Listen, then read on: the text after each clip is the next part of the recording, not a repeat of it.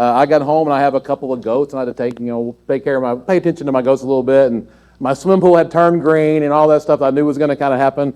So dealt with that and able to get up here. I am working on a lot of caffeine right now, though. So I told Gant, it's like, there's those athletes sometimes or people that have they're sick and they have the best games they've ever had. Let's see if that kind of goes like that tonight. It's kind of interesting now as we look here on your screen. You've seen this, by the way. It looks like it may be happening right now outside. If you lived around here or anywhere on this side of the state for very long, you've seen this more times than you can count. There's a storm kind of building out on the horizon, and you do want it to come, right? We need rain, and certainly that'd be a blessing to have some rain. But out here especially, you can see it coming from miles away.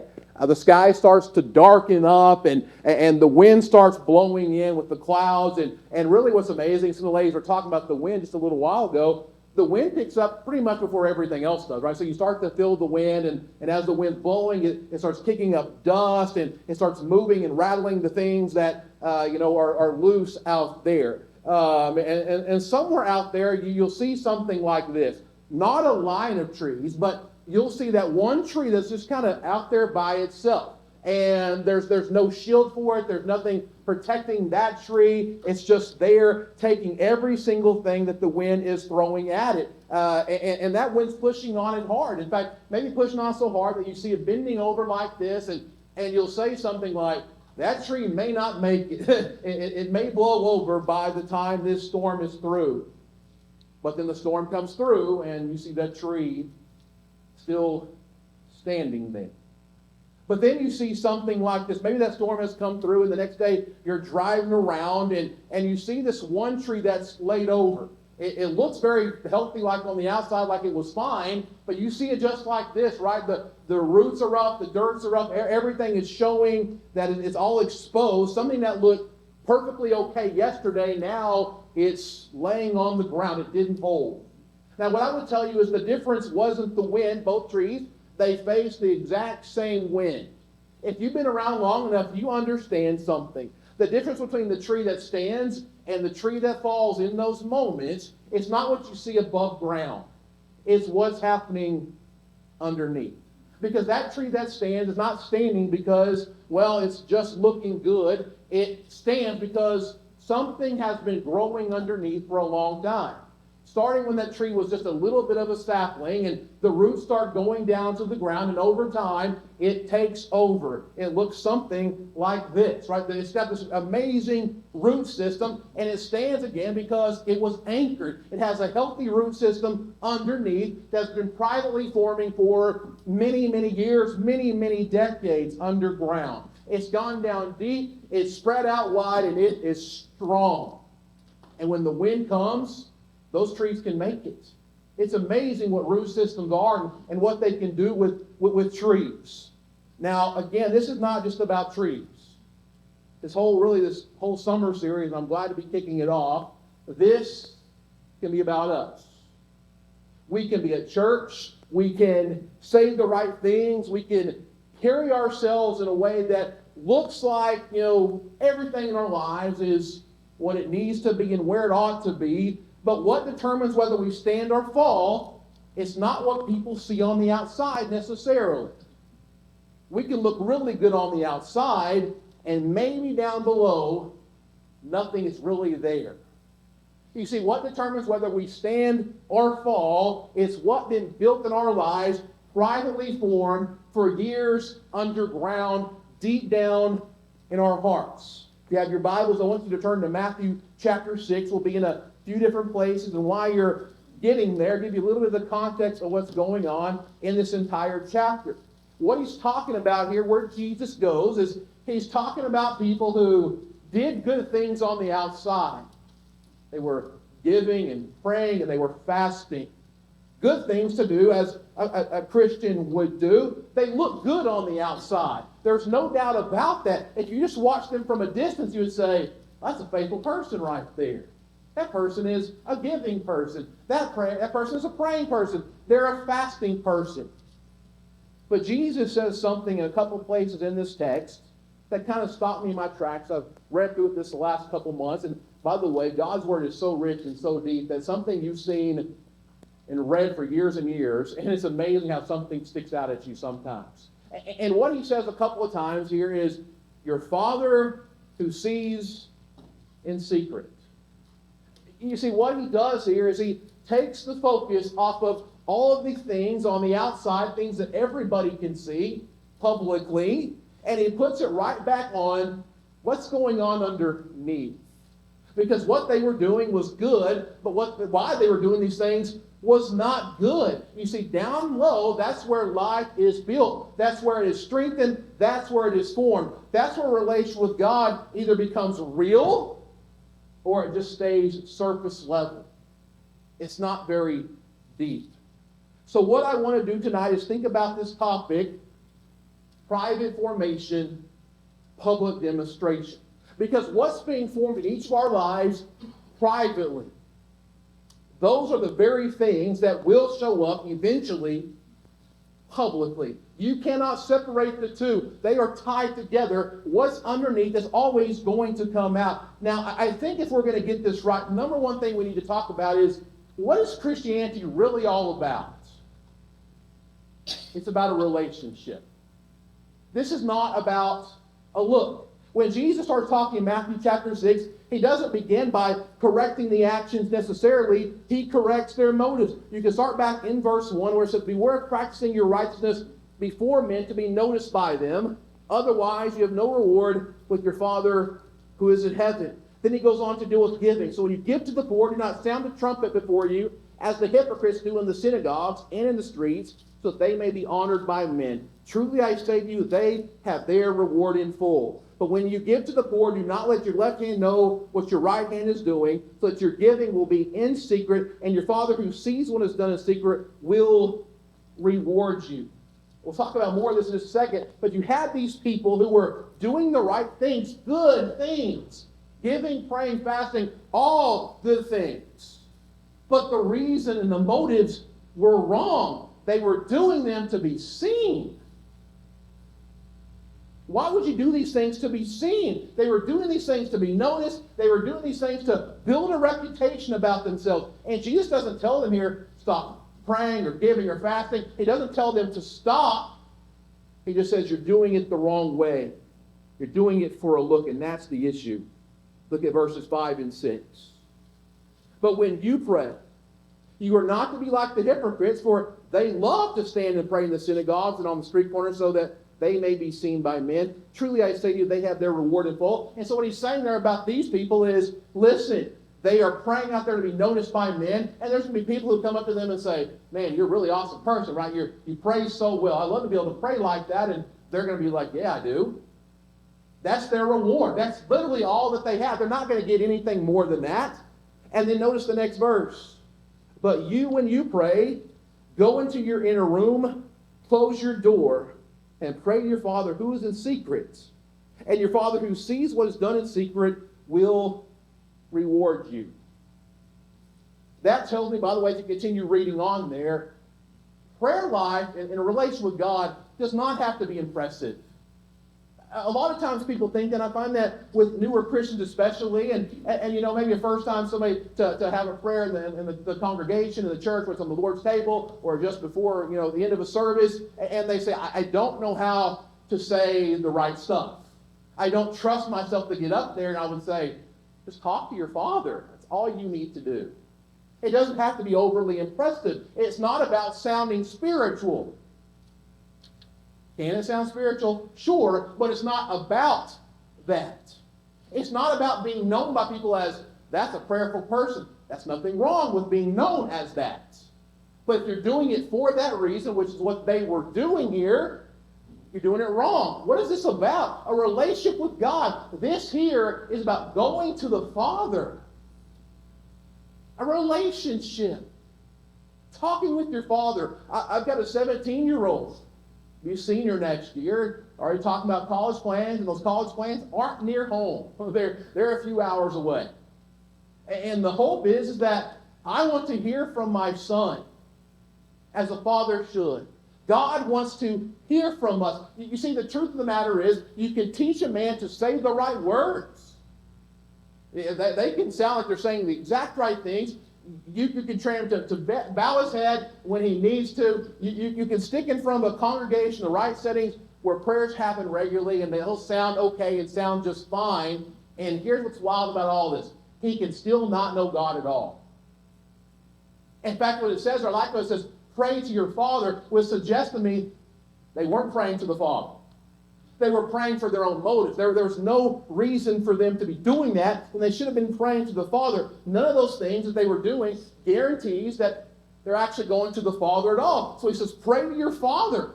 And what he's doing in that moment is he's exposing those here in Matthew chapter 6 who were praying for the wrong reasons.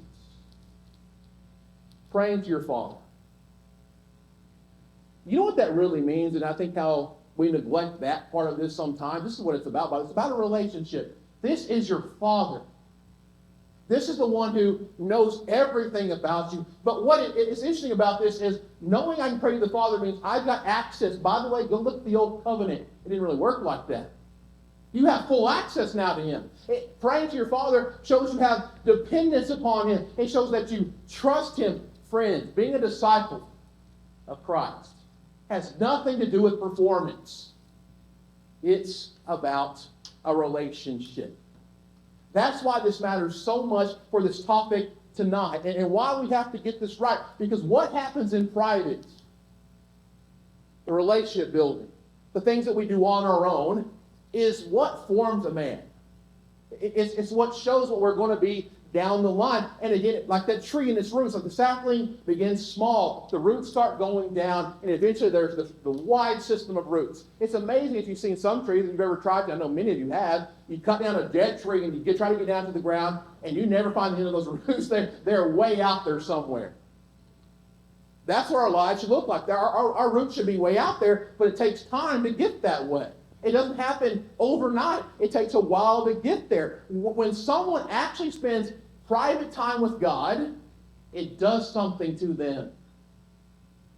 This other stuff that these people were doing, it wasn't doing anything for them because they really weren't dealing with the Father at all. It was all about them. But when you have a real relationship with God, you start to learn to trust Him as you know Him and love Him more and more every day. And when you do that, you begin to think differently, you begin to speak differently, you begin to see things differently, all because something is changing. When you have a relationship with the Father, a real relationship, things are going to change. And by the way, getting ahead of myself, John chapter 15 and verse 5 says that when you have a real relationship with God, the things that are going to come out are going to be evident. I am the vine, you are the branches. He who abides in me and I in him, staying with him, the relationship there, he bears much fruit. He says, apart from me, you can do nothing. You don't walk with God and stay the same. I love the song, My God and I. It's one of my favorites. It helps me to focus on the fact that I need to have a relationship one-on-one with Him. Now listen, you might sit in church and stay the same. That is entirely possible. You might go through routines and stay the same. You might learn religious speak and still stay the same. But if you spend real time privately forming a relationship with God, things are going to change for you. You are not going to stay the same. And the reason is very simple. Because the one you're going to is the one who sees everything about you. He knows everything about you. He knows all your faults. He knows all your weaknesses. He knows every single thing. He knows where you're weak. He knows where you're struggling. He knows you're not really what you ought to be at times. He knows that. And when you keep coming back to Him over and over, it has an effect on you. I don't know how it couldn't. That's why, unfortunately, some people think, well, you know what, I need to clean up my behavior first. And then, but they go to the behavior first. The whole idea is fake it till you make it, right? It doesn't have to be like that. What we try to do is we try to fix the outside first. Maybe with no relation with God at all. We try to look more like a Christian should look like this. And so we try to look like that. We try to adjust our actions and our words and our habits all on the surface. But listen, if those changes aren't motivated by love or your Savior, in a relationship with God, they won't stick. As soon as the situation changes, you're going to bounce to the next thing.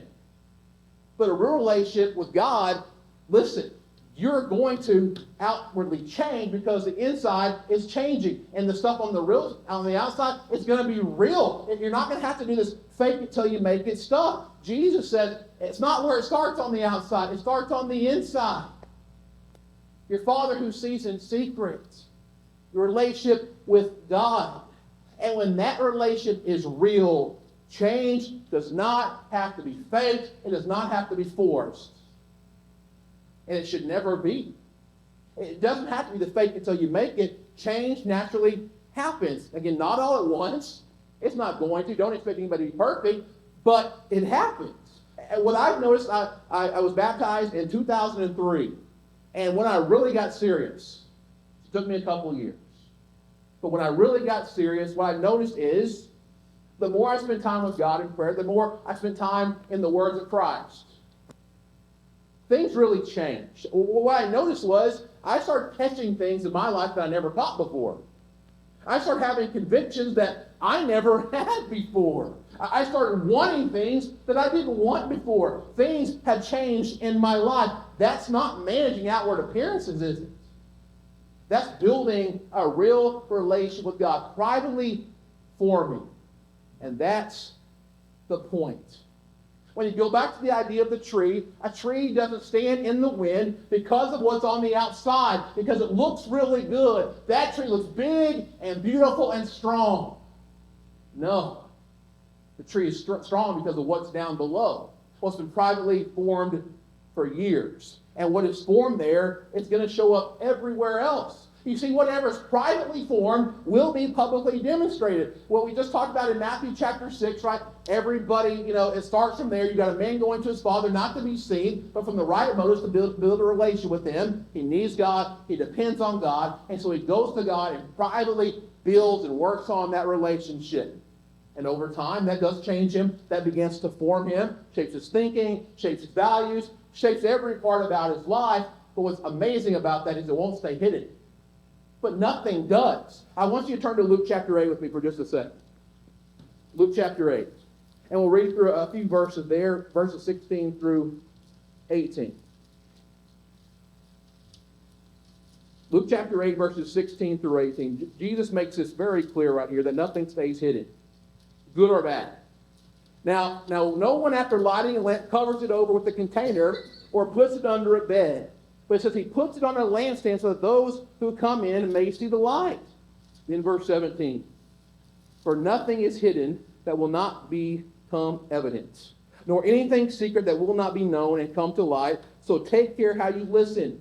For whatever has, it says, for whatever has, to him more shall be given. And whoever does not have, even what he thinks he has, shall be taken away from him. Notice this. You don't light a lamp and hide it, do you? Why do you light a lamp?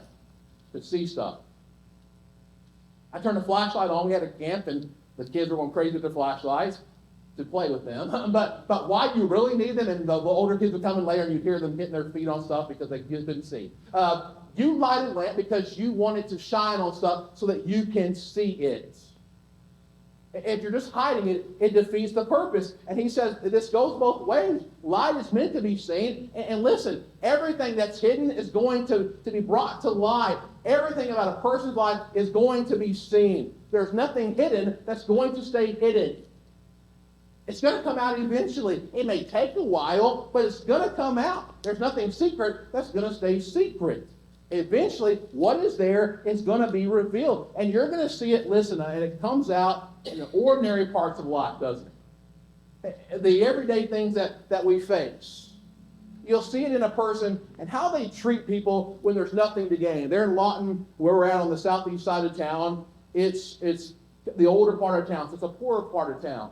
And we'll have a lot of people come in there, and they'll be needing food or things like that. They don't always have the best smell. They're not always clean. Many homeless people in Lawton, like that, they're there. And immediately when they come in, there's people on both sides of how this works. You look at them and you know if you've dealt with people like that, and anybody needs help in a lot of ways for very long, it's going to take some time of yours. It's going to take some emotion of yours if you really get into it. May even take some of your money. How do you respond when you're a person of God in that situation? What about if you can get nothing from this? Because you're not going to get anything from it. You're going to have to give more than you're ever really going to get from it as far as what can I get from this? How do you respond in a situation like that?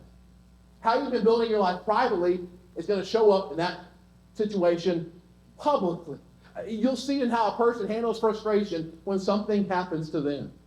They can be going about having this great day, and one little thing can happen, and their frustration is just evident to everybody. You'll see it in how a person speaks when he's not trying to impress anybody. You see this with a lot of people, right? You get them one-on-one, just fine. Conversations are great. And then publicly, very different people. And we'll get into the integrity thing in a minute. But the reason they're different is because they're trying to impress people.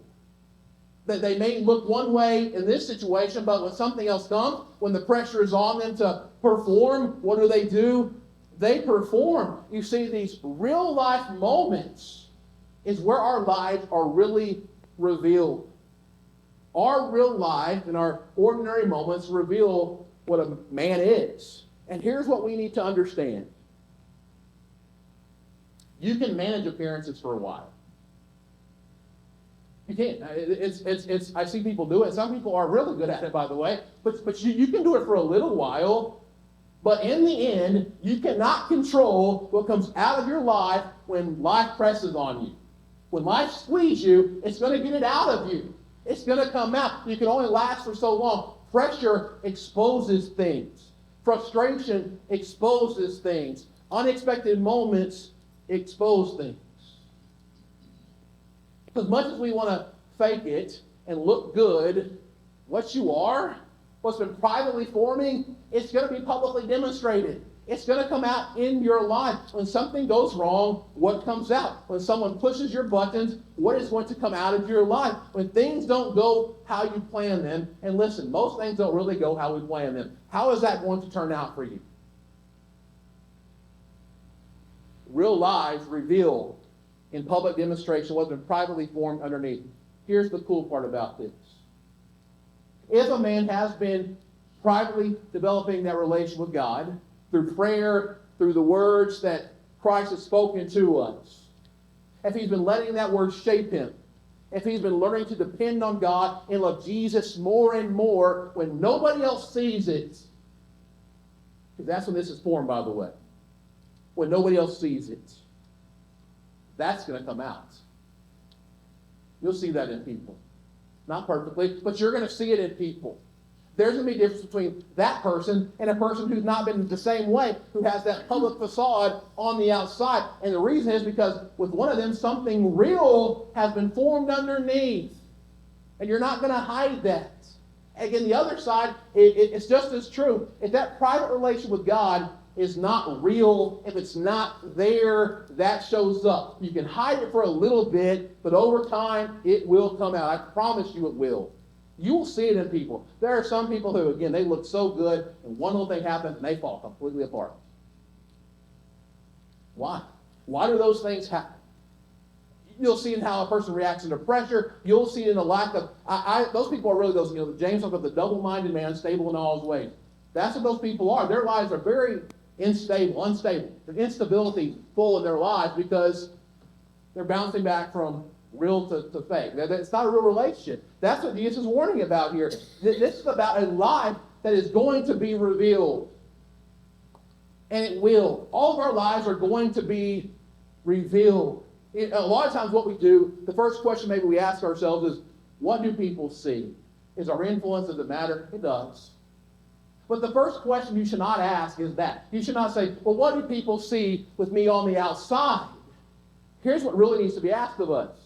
And what Jesus is saying here. What's underneath? What's on the inside? What is real about this? Because whatever is there and whatever is real and whatever is deep down underneath, that is going to come out. And when that part of life is right, when a man is walking with God, when he's being shaped by His Word, that relationship will be strong and real. By the way, people will see it. But really, you know what this is about? I've already mentioned the word. This is about a heart of integrity. I want you to turn to Psalms, and I want you to turn to Psalm 15 in particular. And I'll give you a second to turn there as well. A very important psalm, by the way, a very beautiful psalm. And side note, first sermon I ever preached was Psalm 15. I did terrible with it. I know I did, now looking back on it. But I tried. Psalm 15, I want you to see this with me. If everything is true that we've talked about so far, if a man is shaped privately by his relation with God, and if it's true that whatever is real there is going to come out, what is that going to look like? Psalm 15 tells us. It starts off there, David says, O Lord, who may abide in your tent, who may dwell on your holy hill. Beautiful language that's being used there. It's about being with God, a relation with God, a person who God allows into his family that is with him. What does that look like? And again, what you're going to notice is this is not about appearance. He doesn't say anything about appearance. He just says, here's what this life looks like. He doesn't mention his appearance at all. He doesn't talk about how a man is viewed. It doesn't talk about what others think about him. It goes straight to what he is, who he is. Verse 2, he who walks with integrity can abide in the tent, can dwell on the holy hill, and works righteousness, and speaks truth in his heart. That's where it starts.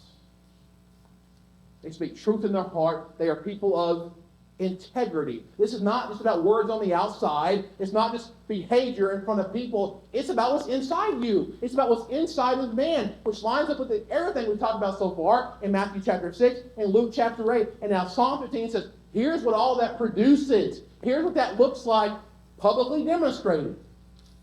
This is all about integrity. Integrity means when you look at somebody, there's no gap in their lives. If a person says he's this, he's going to be this. Whether he's over here, or here, or here, whether it's next week, yesterday, all is going to be, it's going to be the same. A person's going to be the same in all places and all times. That's integrity. But here's what we do at times. We have these little compartmentalized, divided lives, don't we? Where we have a church version of ourselves. We have a work version of ourselves. We have a school version of ourselves. We have a Walmart version of ourselves. We have a vacation version of ourselves. We are just very different. Friends, here's what this is about. Integrity is about a life that is holy, W-H-O-L-L-Y. Wholly devoted to God. In every part of your life. Wholly given to Him, but it comes from where? A heart being shaped from the inside out. We can go in the rest of this. You want to look at the rest of Psalm 15, that's fine. We can read through it. Verse 3, he does not slander with his tongue, nor does evil to his neighbor, nor takes up a reproach against his friend, and whose eyes a reprobate is despised, but who honors those who fear the Lord. He swears to his own hurt and does not change. He does not put out his money at interest, nor does he take a bribe against the innocent. He who does these things will never be shaken. If you go through there, that's what a heart like this looks like. You know how easy it is for some people to say, well, I don't think you should, hurt people financially, and then when it comes to it, you can get them financially? Now, person after God's own heart, they don't do that. Not a heart of integrity, it doesn't do that. That's why this point belongs right here, because this is the result of everything that we've been talking about in the lesson so far. If a man is going to the Father in private, if he's reading the words of Christ and being changed by them, what's going to be on the inside is going to come out. That's what this life looks like. That's what it should look like. It's consistent. Integrity. Perfect? No. But it's real. It's absolutely genuine. Because when there is truth in the heart, when a man has privately been formed by his walk with God, it's going to show up. It's absolutely going to be there. And here's why. He's not trying to keep up a look. He doesn't have to worry about it because it all naturally comes out. I don't have to worry about what you see of me or you see me because I know what you see. I've been making this relationship. I've been trying to follow my Lord. That's the man Psalm 15 is describing. And that's really what this whole lesson is pointing us toward, by the way. It's here in Psalm 15. A heart of integrity. Now, what I want to do is we could go to a lot of different places.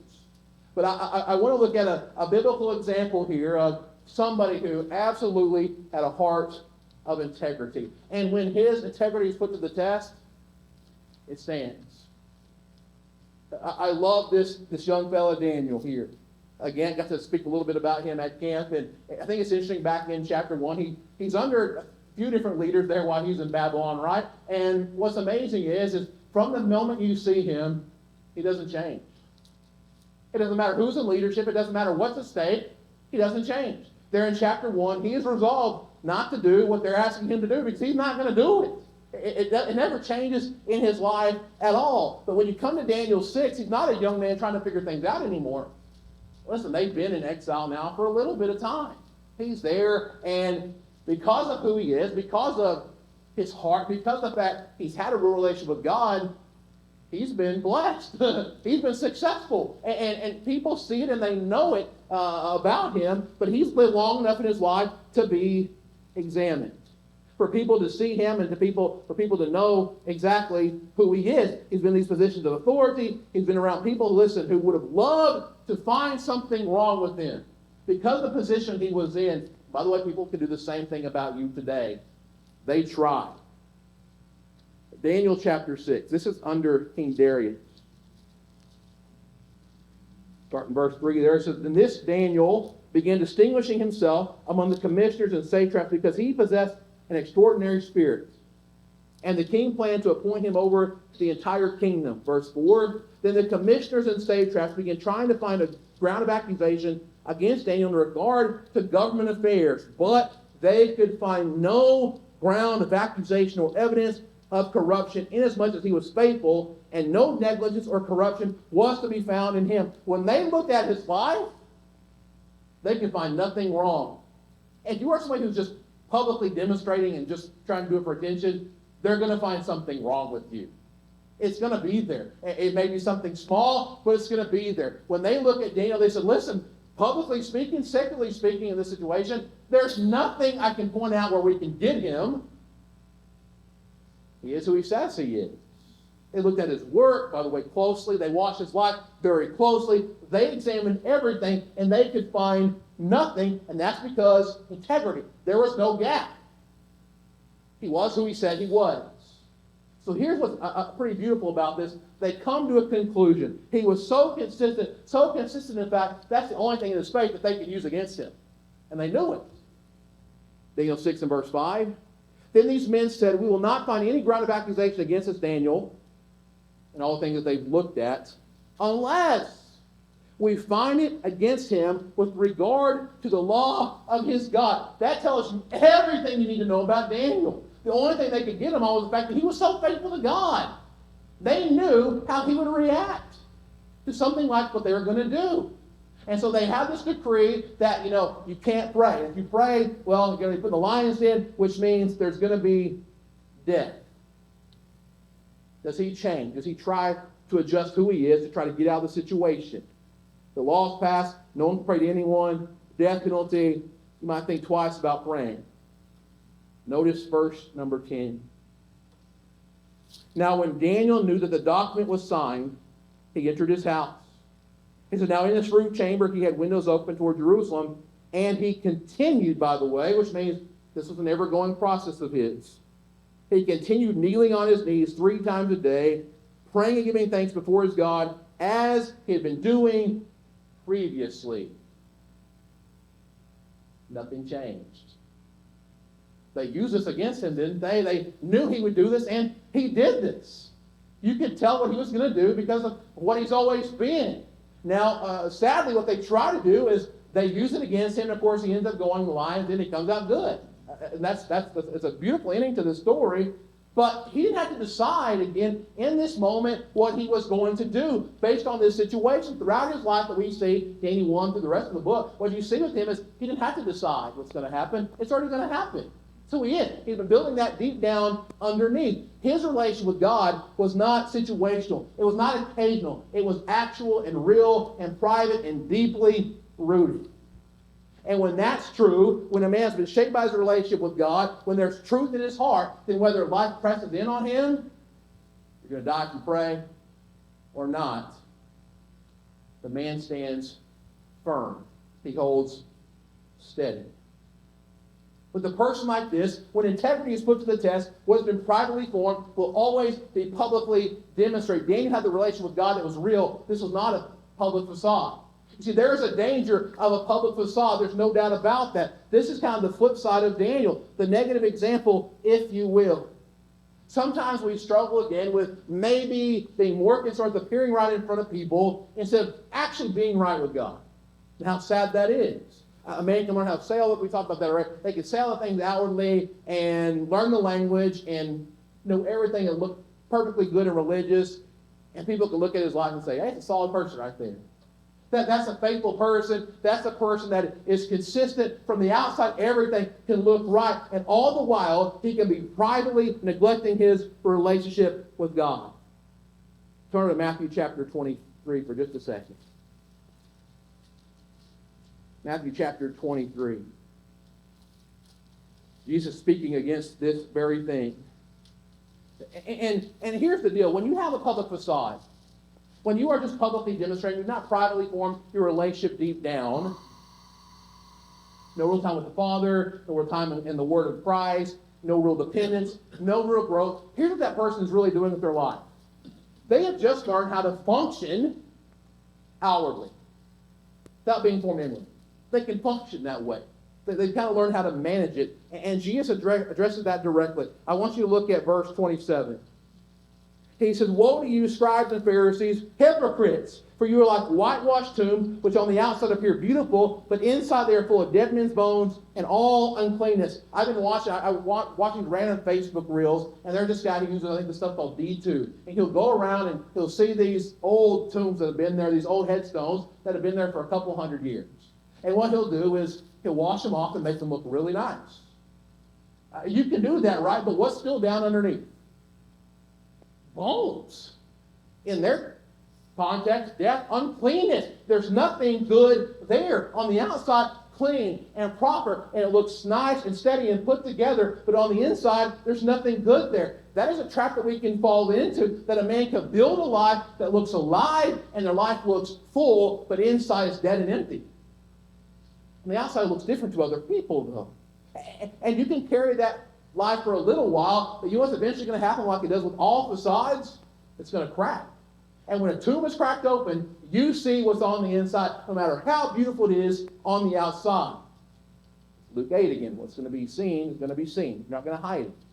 And when all that happens, it's not because something suddenly went wrong in that person's life. It's because there was never anything there. Friends, Jesus is not calling us to look right. He's calling us to be right. If we focus on looks focus on people. Being right focuses on God. Looking right is just about building an image. Being right builds a life, an abundant life.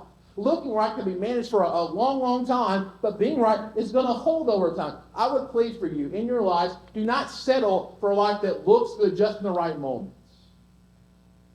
You're going to have your reward. You're going to have people who look at you and you're going to feel good in that moment. Build one that is actually, truly, sincerely grounded in a real relationship with God. Because when that pressure comes, the moments are going to reveal what's really there, and a facade has nothing underneath to support it. You don't build a real abundant life in Christ by managing appearances. You build it by strengthening what's underneath. After everything we've seen tonight, what are we aiming at? This is it. Why are you a Christian? First and foremost is to be right with God. It's not just about looking right. Please don't be that person. It's tragic and sad. That's what we've been talking about the entire time. I want you to look here at one of the last verses here before we close. We only got a couple minutes left. Matthew chapter 5 and verse number 16. This is what it's all about.